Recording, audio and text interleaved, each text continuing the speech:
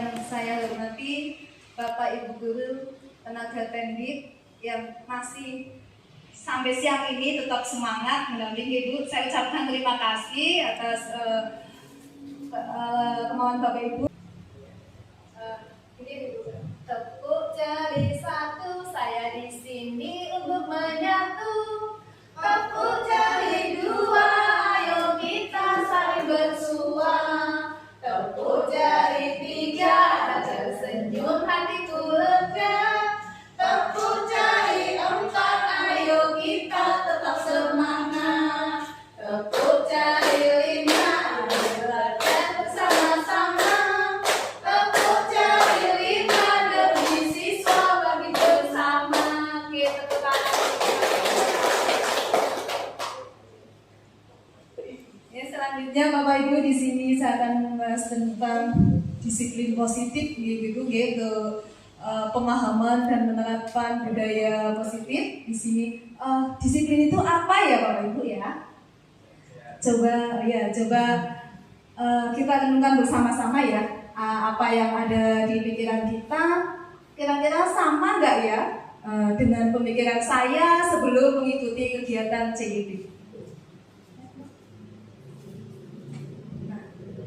Ini Ibu, pemikiran saya sebelum mengikuti kegiatan pendidikan guru penggerak disiplin itu, saya itu berpikir bahwa disiplin itu ada kaitannya dengan aturan. Kemudian saya juga berpikir bahwa disiplin itu ada kaitannya dengan tata tertib. Disiplin ada kaitannya dengan konsekuensi, dan disiplin juga ada kaitannya dengan hukuman. Apakah pemikiran kita sama, Bapak Ibu? Ya, seperti itu. Itu sebelum saya mengikuti kegiatan guru penggerak, Bapak Ibu. Ternyata tidak demikian ya, Bapak Ibu.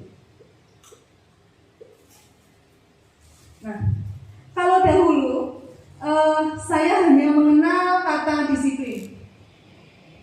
Jauh hari sebelum saya belajar di pendidikan guru penggerak, mungkin dari saya sejak saya sekolah sampai saya jadi guru, saya hanya mengenal kata disiplin. Nah, namun seiring waktu, setelah saya belajar di pendidikan guru penggerak, saya mulai tertarik dengan yang namanya disiplin positif. Apa itu disiplin positif? Disiplin positif merupakan keyakinan diri untuk melakukan sesuatu berdasarkan motivasi intrinsik yang mengacu pada nilai-nilai kebajikan universal.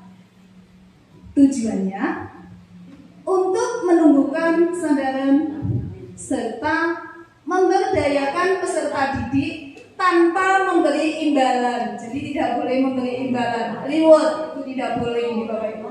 Kemudian tanpa adanya ancaman. Ini tetap aja tidak boleh, apalagi kok ngancam ataupun hukuman.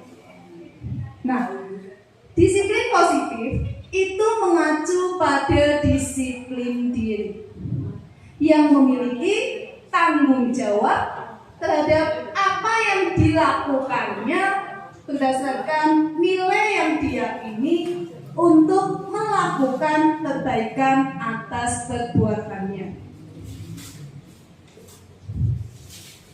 Nah, menurut Bapak Ibu yang sering kita terapkan di kelas nih, peraturan kelas ataukah keyakinan kelas, Bapak Ibu?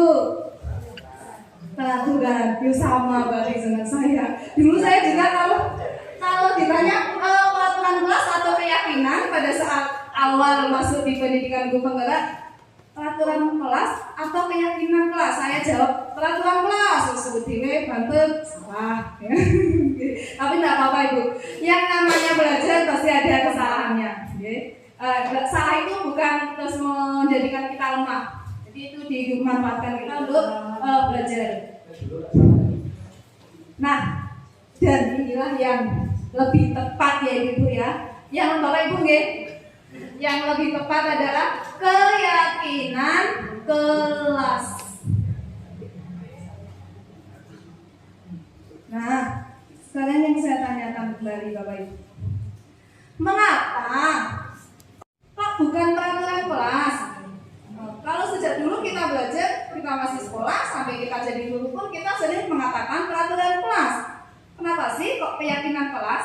Kenapa bukan peraturan kelas? Nah, simak penjelasan berikut ya Bapak Ibu ya, atau panjenengan yang sing ngetos. Kalau tidak ya kita belajar bersama-sama ya Bapak Ibu ya. Peraturan kelas itu dibuat berdasarkan aturan-aturan tertentu dan juga berkaitan dengan konsekuensi dan sanksi atas perbuatan yang dilakukannya. Jadi kalau yang namanya peraturan kelas, pasti kalau kita melanggar pasti konsekuensinya apa, hukumannya apa, sanksinya apa. Pasti kaitannya seperti kok bukan peraturan kelas. Kalau sejak dulu kita belajar, kita masih sekolah, sampai kita jadi guru pun kita sering mengatakan peraturan kelas. Kenapa sih kok keyakinan kelas? Kenapa bukan peraturan kelas? Nah, simak penjelasan berikut ya Bapak Ibu ya, atau panjenengan yang sing ngetos. Kalau tidak ya kita belajar bersama-sama ya Bapak Ibu ya. Peraturan kelas itu dibuat berdasarkan aturan-aturan tertentu dan juga berkaitan dengan konsekuensi dan sanksi atas perbuatan yang dilakukannya. Jadi kalau yang namanya peraturan kelas, pasti kalau kita melanggar pasti konsekuensinya apa, hukumannya apa, sanksinya apa. Pasti kaitannya seperti itu. Sehingga peraturan kelas ini masih dikatakan sebagai identitas gagal, berarti tidak berhasil.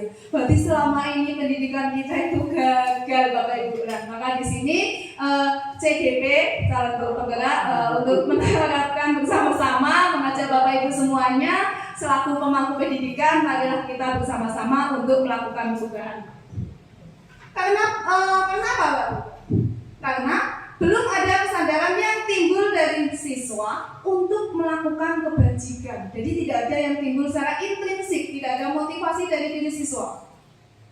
Kemudian biasanya anak-anak cenderung menaati peraturan agar tidak kena sanksi.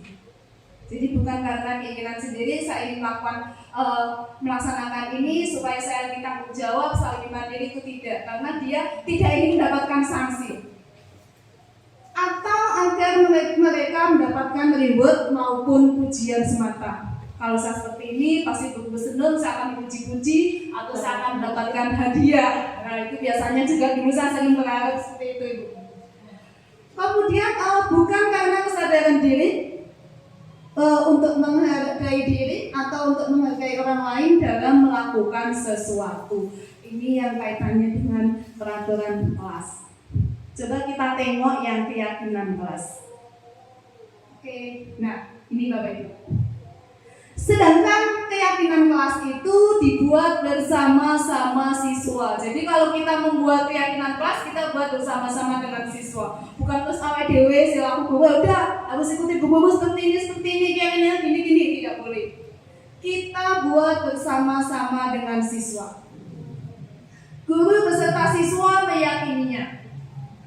Dan pada keyakinan kelas tidak ada yang namanya sanksi, tidak ada yang namanya konsekuensi, tidak ada yang namanya hukuman, dan reward pun tidak boleh.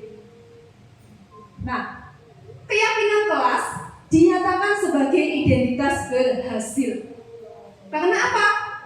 Pada keyakinan kelas anak-anak diajak untuk mencari akar penyebab masalah opo, bocah boleh bareng-bareng. Dan di sini siswa juga diajak bersama-sama untuk menemukan solusi atas permasalahannya sendiri. Penyebabnya opo, digoleki bareng-bareng, penyelesaiannya juga bersama-sama. Dan ada upaya untuk memperbaiki permasalahannya. Yang paling penting ini.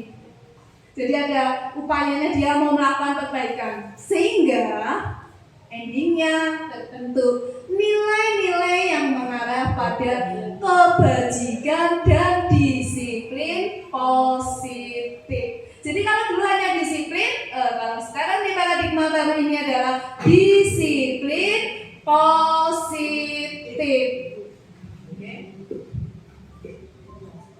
Selanjutnya, nih, saya senang sekali kalau bertanya dari tadi bolan-balen takon, Ibu nggih sambil belajar, soalnya saya juga sambil belajar Ibu. Mungkin saya ada kesalahan atau kekurangan, nanti Bapak Ibu bisa menambahkan. Berikutnya ini yang saya tanyakan lagi Bapak Ibu. Kira-kira nilai-nilai kebajikan yang seperti apa ya? Nah, di sini nilai kebajikan itu ada nilai kebajikan dalam profil pelajar Pancasila. Ini sudah tidak asing bagi kita nih Bapak Ibu. Ini mencakup apa saja? Beriman dan bertakwa pada Tuhan yang Maha Esa, berakhlak mulia, kemudian berkebinekaan global, gotong royong, mandiri, kreatif, dan bernalar kritis. Oke, berarti Bapak Ibu sudah paham semua ya untuk yang profil pelajar Pancasila. Ya, mari kita belajar bersama wajib. Oke. Yang kedua adalah nilai kebajikan dalam primary years program. DPG ini mencakup toleransi, rasa hormat, integritas, mandiri, menghargai, antusias, empati, keingintahuan, kreativitas, kerjasama, percaya diri, dan komitmen. Nilai kebajikan berikutnya adalah nilai kebajikan keterampilan hidup. Itu mencakup dapat dipercaya, lurus hati, pendengar yang aktif, tidak merendahkan orang lain, dan memberikan yang terbaik bagi diri. Nah, sini nilai-nilai kebajikan itu dapat kita wujudkan dalam pembelajaran paradigma baru. Seperti apakah pembelajaran paradigma baru? Nah, mari kita simak bersama ya Bapak Ibu. Oke, nah ini dia. Pembelajaran paradigma baru dirancang berdasarkan prinsip berdiferensiasi, sehingga peserta didik belajar sesuai kebutuhan dan tahap perkembangannya sesuai teori psikologi modern untuk mewujudkan profil pelajar Pancasila. Nah, bagaimana caranya ya untuk mewujudkan pembelajaran paradigma baru?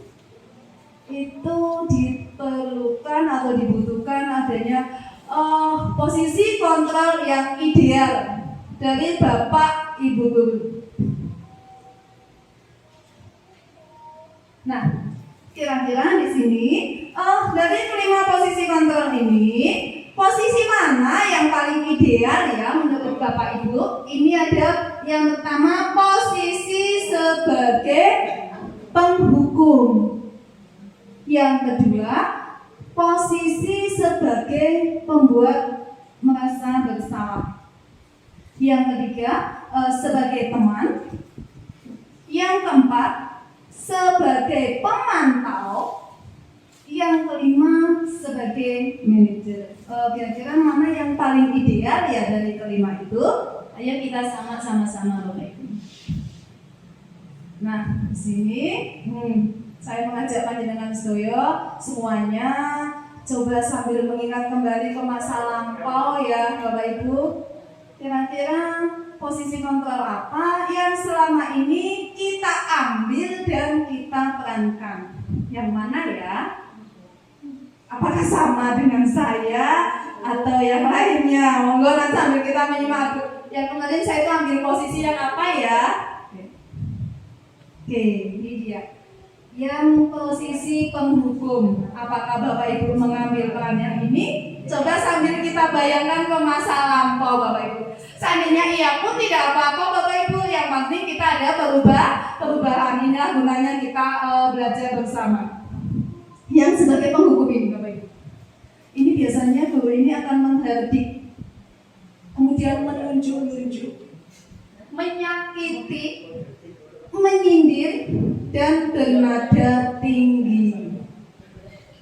Nah, di sini hasilnya kalau guru mengambil posisi sebagai penghukum, ini hasilnya ini murid akan menjadi pendendam. Biasanya seperti itu. Dendam sama bapak atau guru tersebut. Atau murid juga bisa saja akan memberontak. Bisa juga murid akan menyalahkan orang lain. Kemudian endingnya, terakhirnya sekarang keseringan dihukum, ya lama-lama anak-anak akan begini. Saya tidak peduli, terserah Bapak Ibu guru lah, paling nggak gitu aja. Itu ya. Nah, pada endingnya seperti itu.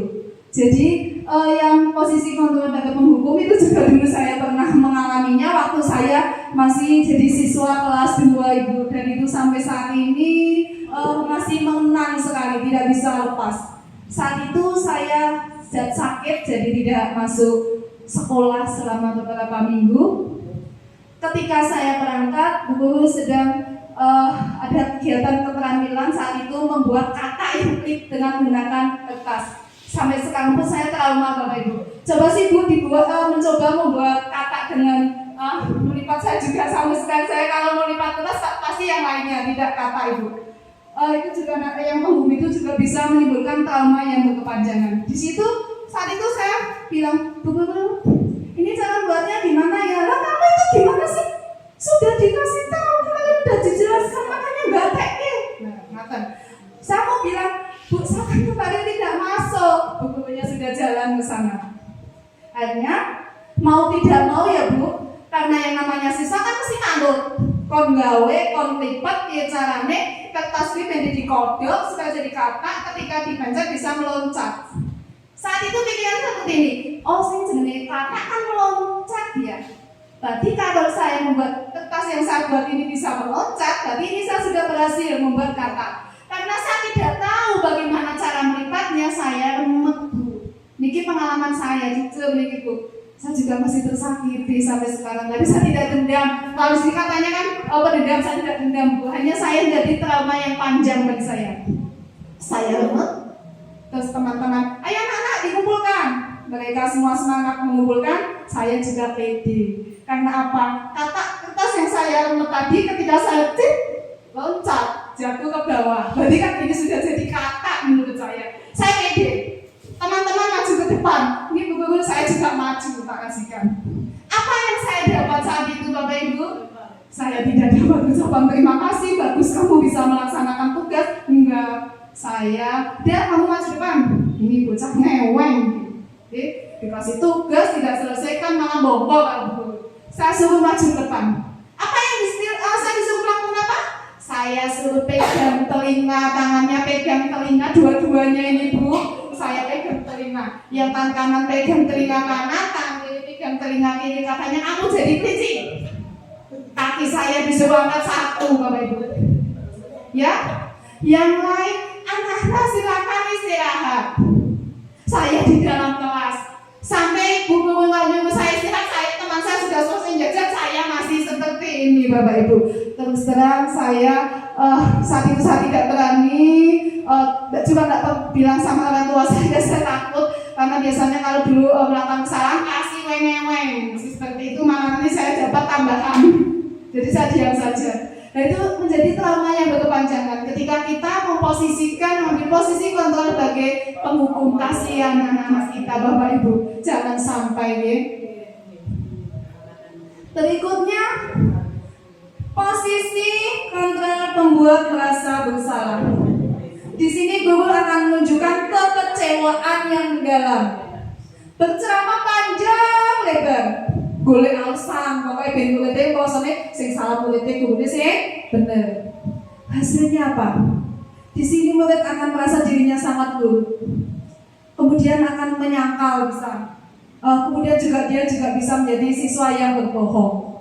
Ya, menyangkalnya ketika dia bosan merasa bersalah kan dia akhirnya menyangkal, oh saya tidak melakukan itu atau apa gitu kan, menyangkal. Kemudian untuk menutupi kesalahannya dia juga bisa saja berbohong. Kemudian bisa saja dia di sini merasa dirinya buruk. Oh iya saya buruk sekali karena saya buruk menjadi dimarahi kepala sekolah. Oh iya saya buruk sekali karena saya buruk dihukum oleh kepala sekolah. Misalnya seperti itu, jangan sampai ibu kasihan anak-anaknya. Nanti minder jadi anak yang tidak pede.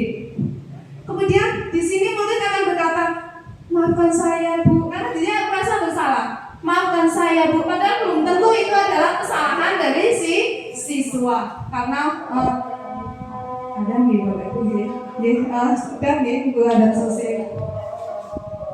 Bapak Ibu simak kegiatan berikut ya. Nah, Bapak Ibu di sini siswa di tempat saya telah melaksanakan sholat berjamaah. Di sini merupakan salah satu contoh disiplin positif yang sudah saya terapkan di sekolah. Warahmatullahi wabarakatuh. Waalaikumsalam warahmatullahi wabarakatuh. Saya Anak-anak yang lalu kita sudah mengenal kesepakatan kelas ya.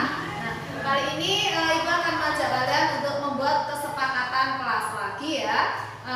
Anak-anak nanti bisa maju untuk ambil ini satu persatu. Kalian tulis ya kesepakatan kelas apa yang akan kita sepakati di kelas kita. Silakan bisa maju mulai dari Izul. Ditulis dulu. Sini maju depan. Yuk, dapat. Ditulis di sana dulu nanti majunya. Berikutnya dapat. Siapa? Ya, Livian atau Ibra, silakan. Maju loro. Sama Livian. Oke. Yuk, Ibnu. Luhat, silakan. Ditulis dulu ya anak-anak ya. Ya nanti setelah selesai nanti ditempel di papan tulis ya berikutnya kalian. Apa bisa juara ya? Oke, kemudian Sukma. Ya, silakan. Anak-anak tuliskan terlebih dahulu. Sudah belum? Belum. Oh ya, masih belum dah. Oke, masih belum bisa nempel maju ke depan. Ya, silakan tempel di sini.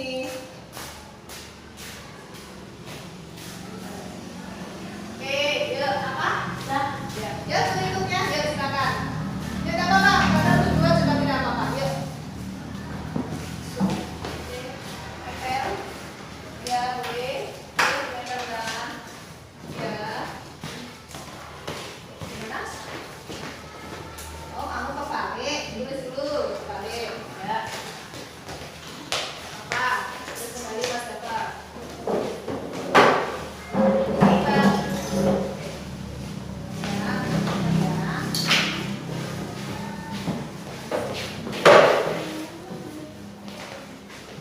Ya. Sudah? Siapa yang belum? Mas Bapak. Ya, silakan Mas Dama bisa ditempel. Oke, sudah semua. Nah, kalian bisa duduk. Nah, anak-anak duduk akan membacakan kesepakatan kelas yang sudah kalian tulis ya. Jadi ini yang sudah ditulis di sini nanti membacakan. Ya, jadi akan jadi kesepakatan kita bersama di kelas ya anak-anak ya. Coba sepakati atau tidak. Yang pertama ada buang sampah pada tempatnya. Oke, setuju? Ya, jadi nanti kalau buang sampah pada tempatnya ya anak-anak ya. Dan di sini ada bertanggung jawab. Setuju. Kemudian ada datang tepat waktu. Setuju.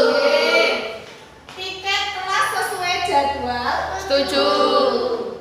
Ada di sini ada jujur, disiplin dan percaya diri. Setuju. Kemudian ada apa ini? Sopan santun. Setuju. Berikutnya ada saling menghargai. Setuju. Satu lagi ini ada berdoa sebelum dan sesudah belajar. Setuju. Oke, jadi anak-anak sepakat dengan kesepakatan kelas ini.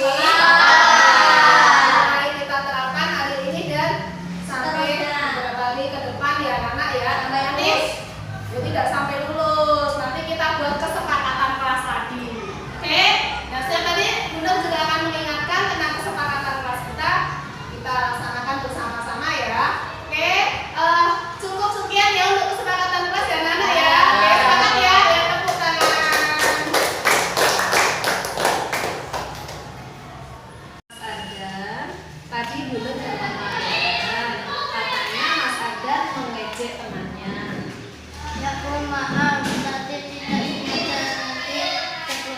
ngomong. Oh, tadi keceplosan ngomong ya. Ya, Mas Adnan tahu tidak apa yang menjadi keyakinan kelas kita? Aku tidak boleh saling mengejek. Ya, tidak boleh saling mengejek ya. Nah, apa Mas Adnan meyakininya? Aku saya meyakininya. Nah, sekarang apabila Mas Adnan meyakininya, apakah Mas Adnan mau memperbaikinya? Aku saya memperbaikinya. Apabila kamu menerapkan nilai-nilai kesepakatan kelas, kamu akan menjadi seperti apa?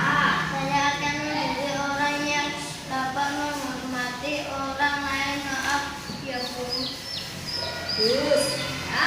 Jadi Mas Adnan akan menerapkan nilai-nilai keyakinan kelas ya, akan menghormati, menjadi orang yang bisa menghormati orang lain ya. Nah, langkah apa yang akan kamu lakukan untuk memperbaikinya? Saya akan meminta maaf dan akan membiasakan menghormati orang lain.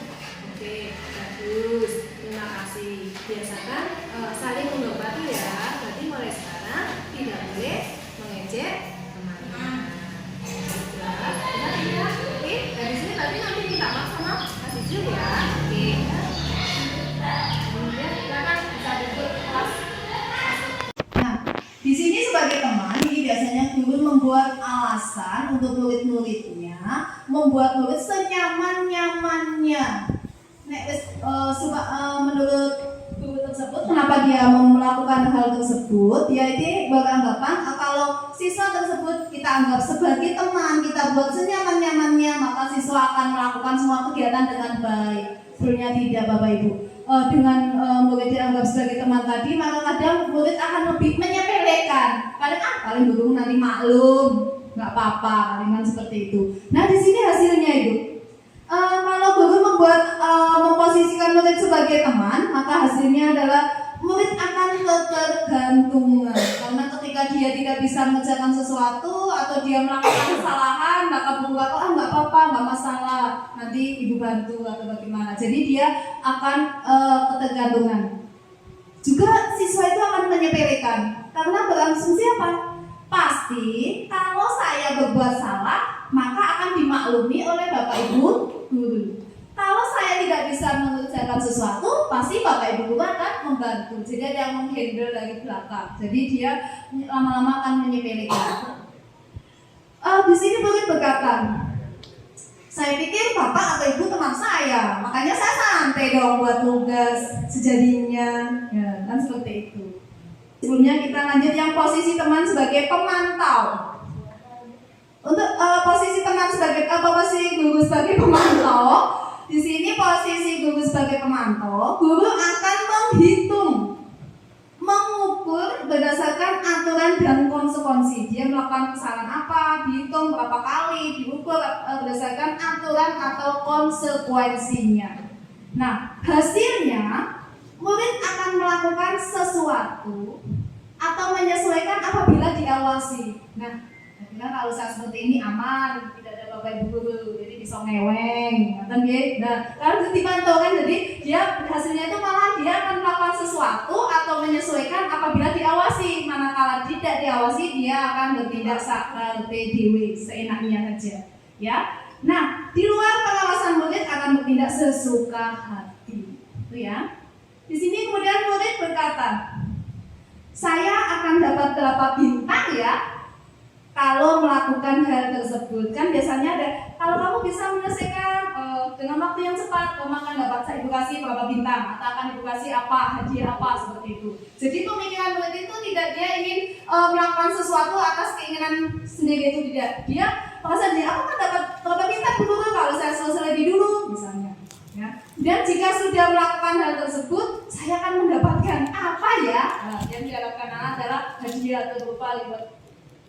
Itu yang posisi guru sebagai pemantau. Ini juga termasuk identitas yang belum berhasil menurut saya ya Bapak Ibu ya.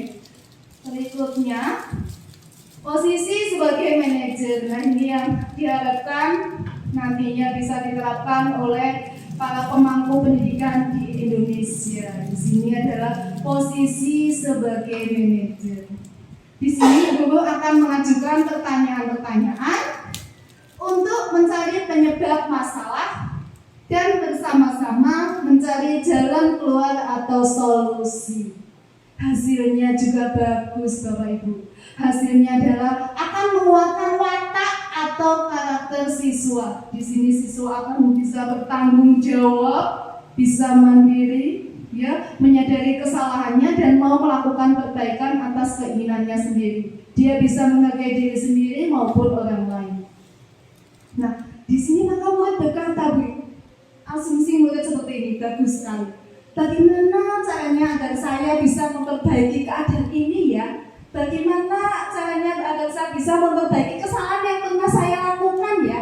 Seperti itu. Saya akan memperbaikinya dengan cara apa ya? Makanya di sini yang muncul adalah menguatkan watak atau karakter siswa.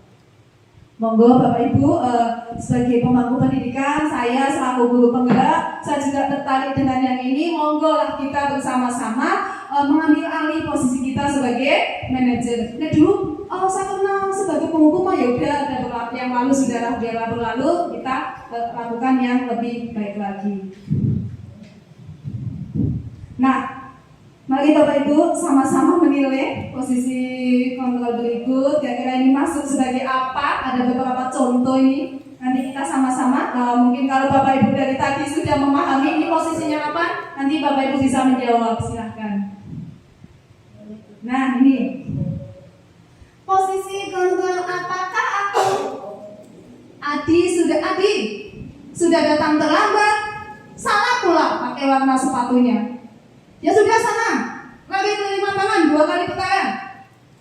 Kira-kira itu posisi kontrol sebagai apa ya Bapak Ibu? Apa penghukum? Ya bagus, tepuk tangan buat kita semua. Dan selanjutnya, oke.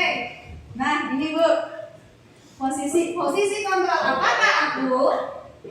Nah, Mas Adi, ayolah bantu Ibu. Jangan terlambat lagi. Pakai sepatunya juga harus seragam ya. Kalau seperti itu, nanti ibu yang ditegur dan dimarahi sama kepala sekolah.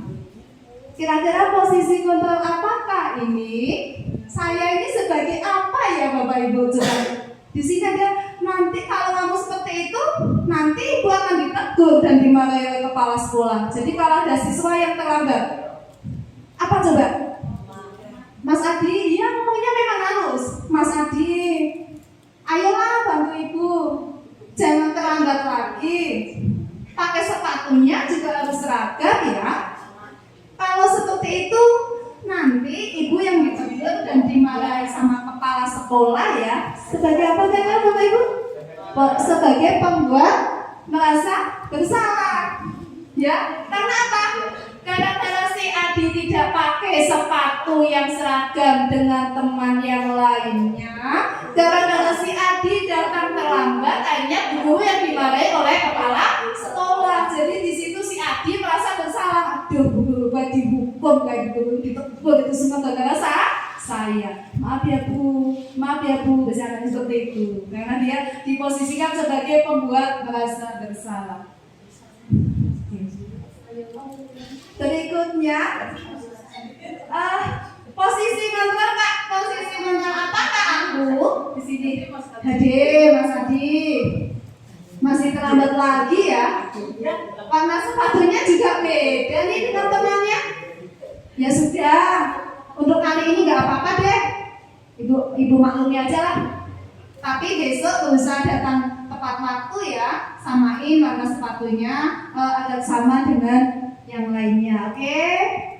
Posisi apa coba Bapak Ibu? Posisi kontrol sebagai teman. Jadi di sini kan anak-anak dibuat nyaman. Ora apa-apa wis saiki tak maklumi. Bulan balen dimaklumi besok baleni meneh sisi bocah nyepele menyepelekan. Jadi itu posisi kontrol sebagai teman, membuat siswa senyaman-nyamannya, diposisikan kayak teman. Jadi kadang buat anak itu, jadi apa nanti saya juga dilindungi sama bu guru apabila saya ditegur oleh kepala sekolah. Ya, kali ini nggak apa-apa, seperti itu kan. Ya, berikutnya. Oke, berikutnya posisi kontrol apakah aku? Sini. Adi coba lihat jam. Sekarang sudah pukul berapa? Jamnya mati Bu, ini udah jamnya pukul. Udah seharusnya masuk pukul berapa? Warna sepatu apa yang harus kamu pakai? Apa konsekuensinya jika kamu melanggar? Akhirnya ini posisi kontrol. Apakah aku di sini Bu? Sebagai apa coba? Sebagai pemantau, karena di sini kalau yang pemantau itu mengaitkan dengan konsekuensi ini. Misalnya datang terlambat, konsekuensinya apa? Atau misalnya tidak mengerjakan tugas, konsekuensinya apa? Di sini biasanya juga bisa menyita waktu siswa gitu. Misalnya kalau kita mengambil peran sebagai pemantau, kita baru kesepakatan. Misalnya kalau tidak membuat tugas, ya udah nanti harus tetap menyelesaikan waya istirahat. Jadi koncone istirahat, karena konsekuensinya harus diselesaikan saat istirahat, dia kehilangan waktunya untuk istirahat Bapak Ibu. Padahal anak di situ harus punya kesempatan untuk istirahat, untuk makan, minum, ya kan? Untuk konsekuensi seperti itu. Konsekuensi seperti itu, maka di sini di posisi pemantau, maka anak akan kehilangan waktu. Ya, di sini juga biasanya akan terjadi jarak antara guru dengan siswa. Ya, berikutnya. Nah, di sini, ini yang paling menarik saya Bapak Ibu terus terang, karena dulu pengalaman saya mendapatkan hukuman dari guru saya juga nggak ingin jadi guru yang penghukum. Sebelumnya saya memposisikan teman saya, memposisikan siswa saya itu sebagai teman Bapak Ibu sebelumnya. Jadi saya mengajar beberapa kali. Sejak saya awal dinas jadi guru, pokoknya saya nggak mau jadi seorang guru yang penghukum. Saya ingin membuat siswa saya itu nyaman, tenang. Jadi memang saya selama ini sering menerapkan posisi sebagai teman. Tapi memang saya jujur saja, saya mengalami kegagalan karena anak-anak saya itu menyepelekan. Saya kayak umum cedak, merasa dekatnya dengan saya, kadang menyepelekan, paling dulu tidak apa-apa, tidak masalah, paling dilindungi. Seperti itu, saya juga itu masih ada di benak saya. Ya saya kok seperti ini kok tetap gagal. Menghukum kan saya jelas tidak mau, saya dihukum saja dulu, saya merasa tersakiti. Ternyata gagal. Nah ini setelah belajar di guru penggerak, saya tertarik sama yang ini. Menurut saya itu bagus banget. Oh ternyata memang betul. Inilah yang harus diterapkan pada pembelajaran paradigma baru. Sebagai seorang guru bisa mengambil posisi kontrol sebagai, coba apa nih Bu? Kira-kira di sini posisi kontrol apakah aku? Kira-kira. Mengapa Mas Adi datang terlambat ya? Mengapa warna sepatunya juga berbeda dengan teman-teman? Apa yang menjadi kesepakatan kelas kita? Apa kamu meyakininya? Jika kamu meyakininya, apa kamu mau memperbaikinya? Oke, bagus. Yang namanya manusia wajar apabila melakukan kesalahan. Guru juga pernah melakukan kesalahan. Guru juga pernah datang terlambat. Yang lebih penting adalah kita menyadarinya dan mau melakukan perbaikan. Langkah apa yang akan kamu lakukan untuk memperbaikinya? Oke, bagus. Makasih ya. Sekarang bisa kembali ke kelas. Nah, di sini kira-kira posisi kontrol yang diambil oleh guru ini apa coba ibu-ibu? Ini yang saya tertarik loh yang seperti ini. Coba apa coba? Manajer, bagus sekali. Berarti Bapak Ibu sudah paham semuanya. Ayo ya Bapak Ibu ya, kita bersama-sama mari kita terapkan posisi kontrol kita sebagai manajer di sini. Jadi kita mencari akar penyebab masalah bersama siswa dengan bertanya. Kita tidak menghukum, tidak memberikan sanksi atau yang lainnya. Tapi siswa diajak bersama-sama untuk mencari solusi. Langkahnya bagaimana? Yang membentuk karakter yang baik. Berikutnya, nah, kira-kira posisi kontrol mana yang ideal dan menunjukkan identitas keberhasilan ya Bapak Ibu? Ini sekali lagi saya tegaskan, yang manajer, oke, paham ya? Oke. Nah, Bapak Ibu, betul sekali. Dari beberapa posisi kontrol yang paling ideal adalah posisi kontrol yang sebagai manajer, karena di sini menunjukkan identitas keberhasilan. Ya, posisi control manager ini ya paling ideal dan diharapkan bisa diterapkan di pembelajaran paradigma baru. Nah, karena apa? Karena dengan posisi control manager, siswa diajar bersama-sama mencari akar penyebab masalah dan mencari jalan keluar untuk menyelesaikan masalahnya, sehingga akan menumbuhkan siswa yang mandiri, menghargai diri sendiri dan orang lain, serta bertanggung jawab atas perbuatannya. Nah, ya tentu saja posisi kontrol apa tadi Bapak Ibu? Manajer ya.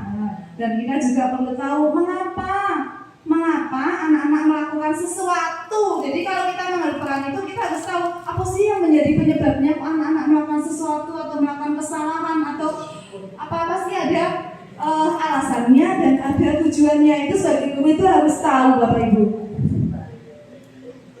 Nah, sebenarnya anak-anak berbuat sesuatu pasti ada tujuannya. Berikutnya, bisa saja anak-anak melakukan hal tersebut karena ada kebutuhan yang belum terpenuhi. Berikutnya di sini jadi dia melakukan itu karena ada beberapa kebutuhan yang belum terpenuhi. Di sini ada 5 kebutuhan dasar manusia, yaitu 1, kebutuhan bertahan hidup, misalnya makanan, pakaian, tempat tinggal, atau kesehatan. Kemudian ada kebutuhan kasih sayang dan rasa diterima, misalnya rasa diterima, berbagi, kerjasama, peduli, menjadi bagian dari kelompok. Ada juga kebutuhan penguasaan, misalnya harga diri, keinginan untuk dianggap, keinginan untuk memimpin, berprestasi, diakui, didengar, seperti itu. Kemudian yang mandiri, memiliki pilihan, mencoba hal baru, mampu mengendalikan arah dirinya. Berikutnya yang kelima adalah kesenangan, yaitu bisa bermain, humor, antusias, dan tertawa. Nah, untuk menunjang kebutuhan tersebut, kita dapat mengambil posisi kontrol sebagai manajer dengan menerapkan segitiga restitusi. Nah, di sini Bapak Ibu, untuk segitiga restitusi yang diterapkan dalam posisi kontrol itu mencakup 3 unsur. Yang pertama, menstabilkan identitas. Ya sih caranya, nah, misalnya kita mengatakan berbuat salah itu wajar. Tidak ada manusia yang sempurna. Kemudian yang kedua, langkah selanjutnya kita bisa melakukan validasi tindakan yang salah. Misalnya gini, kamu pasti punya alasan mengapa kamu melakukan hal itu. Jadi tidak semata-mata terus kita langsung menghukum, apa itu nggak boleh, menghukum nggak boleh. Tanyakan. Berikutnya yang ketiga adalah menanyakan keyakinan. Nah, apa yang menjadi keyakinan kelas kita? Itu yang demikian Bapak Ibu untuk penyampaian pemahaman dan penerapan budaya positif. Manakala ada kekurangan dari saya di sini juga masih dalam tahap belajar. Tidak ada kata yang lain yang bisa saya ucapkan selain ucapan terima kasih atas kesediaan Bapak Ibu meluangkan waktunya untuk saya berbagi praktik tentang pemahaman budaya positif.